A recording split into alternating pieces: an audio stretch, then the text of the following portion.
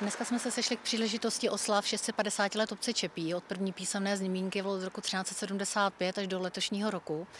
Při té příležitosti jsme pokřtili knihu o historii, kterou napsal náš rodák a historik profesor Martin Čapský. Ta kniha je v podstatě dovedená od pravěku až do konce 17. století. A časový rozsah té knihy je vlastně dán velmi výrazným předělem v dějinách obce, kdy na konci 17. století koupila vrchnost v Pardubicích, respektive stala se součástí pardubického komorního panství. A tím nastala vlastně éra takových zásadních změn. Potom do budoucnosti obce byly stavěny nové budovy, respektive ta obec byla připravována na jiný způsob fungování, než tomu bylo vlastně do té doby, do konce 17. století.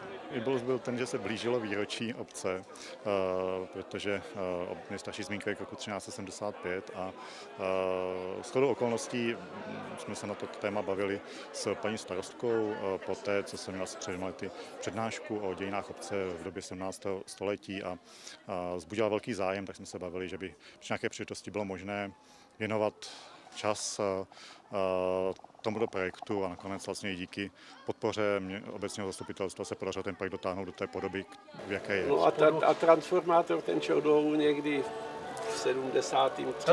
nebo 5. No to je původní a původní. Tadyhle to je Valentovo, tadyhle bydleli potom Kudláčkovi. No. Jsem si koupil knihy zrovna dvě. Jednu si chci založit a tu druhou pečlivě přečíst. Narodil jsem se tady z Čepí. Moji předkové podle kroniky z Čepí jsou tady někdy od roku 1700, takže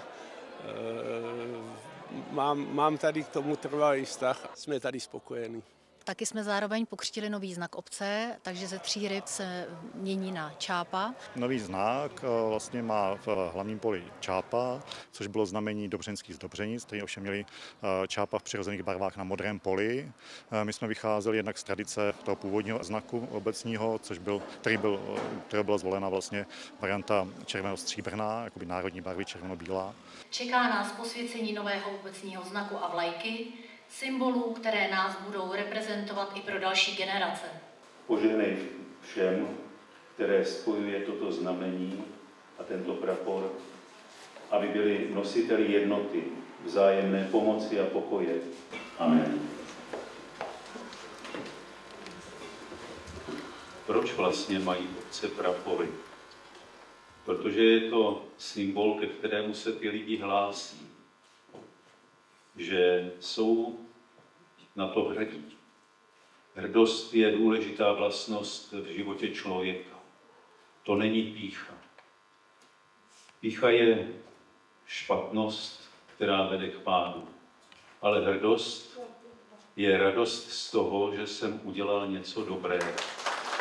Takže proběhl i doprovodný program, přijel za námi náš oblíbený folklorní soubor Formani ze Slatiňan, takže zde zatančili, zaspívali, vzali lidi do kola.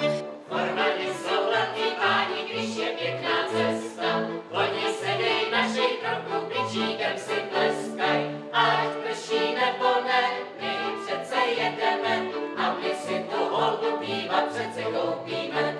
Při dnešní příležitosti oslav 650 let od první zmínky o naší obci Čepí jsme se rozhodli ocenit ty, kteří celý život nezištně pracovali pro rozvoj a život v naší vesnici.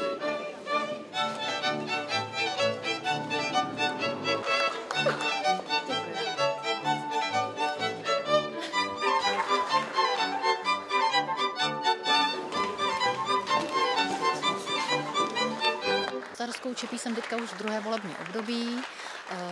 V podstatě je to takový vrchol vlastně mého působení tady v Čepí, kdy jsem vlastně velkou patriotkou odmala a stále vlastně pro Čepí jsme něco podnikali, dělali, organizovali.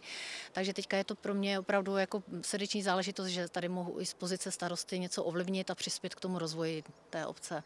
Starostka je tady výborná, tam musím říct, že tam má myšlenku, ta ví, co chce, tam má nějakou vizi z toho vesnici a ta vesnice jako neustále se skvítá a to se mi hrozně líbí.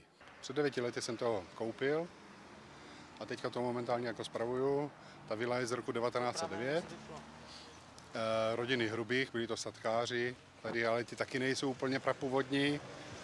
Všechno ve vnitřku jsme spravili, udělali jsme nové podlahy, Snažíme se to všechno spravit tak, aby to vypadalo, tak to by vypadalo původně. Když jsem sem přišel, tak jsem se díval, že ta vesnice má 400 obyvatel, nemají tady ani školu, ani kostel, ani fotbalové hřiště, ale poznal jsem tady úžasné lidi, se kterými teďka už jsou kamarád, že jo, přátelé. Chvála Bohu, tady jako je teďka opravená hospoda, takže se tam vytváří to společenství, a což si myslím, že je hrozně důležité. Žije se tady pěkně, máme tady výbornou paní starostku, která srdcem žije pro Čepí, no. A de facto to tady tak všechno jako táhne, no. Tak jsou tady dobrý lidi, tak se mě tady líbí, no.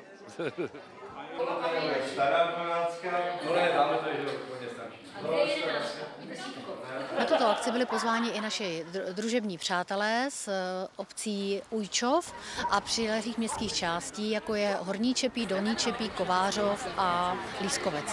Dále vlastně na přilehlé zahrádce probíhá malování dětí na obliči se tou růžou. Současně probíhají i prohlídky mateřské školy, kterou máme teďka po takové menší rekonstrukci. A probíhá sraz rodáků. Rodáci přijeli, jsme strašně rádi, že se dostavily i ty starší generace. Když je nějaká ta akce, tak jsem ráda, že mě starostka pozve. Ona je taková hodná, helejte, ona nás ještě naloží, když nemůžeme na nohy přiveze, odveze domů, v pohodě. 45, jak skončila válka, tak my jsme se odstěhovali do Krkonoš.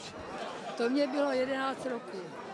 A ve 20 jsem se vdala, vrátila jsem se sem a od té doby už jsem tady a už jsem se nikde nehnula a nehnu. No ale jsem ráda, že tady jsem mezi nima.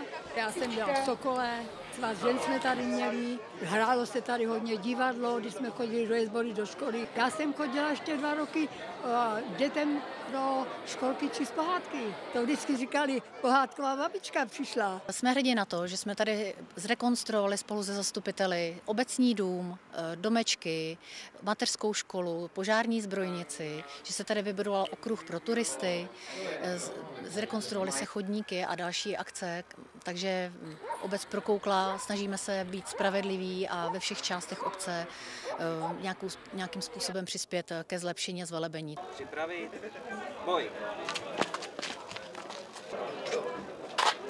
Máme tady ještě spoustu veřejných prostranství, do kterých bychom chtěli investovat. Záleží to samozřejmě taky na nějakých dotačních prostředcích.